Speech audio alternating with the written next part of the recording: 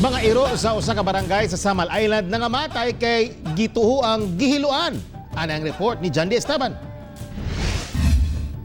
Nanggahi na og nagbula na ang baba dihang nakaplagan kining upat ka mga iro sa Zone 6, Barangay Villarica, Babac District sa Samal Island kagabi.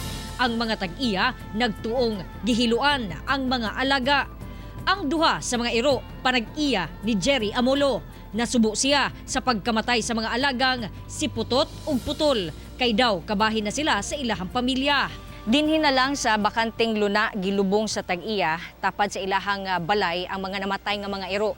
Duda nila nga kawat ang motibo sa pagpatay sa ilahang mga alaga. Hindi mo gud ning balay sa kuwang igsuon, gikat-kat naman gud ni dati. Unya di siguro sila ka kat-kat kay naiaso. Moto usa siguro pud to nga usa nga ilang gi patay ang aso ana.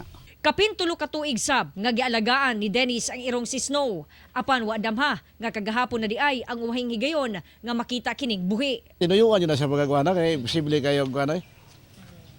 Kung wala to na tuyo, ang mga iro nang matay to eh.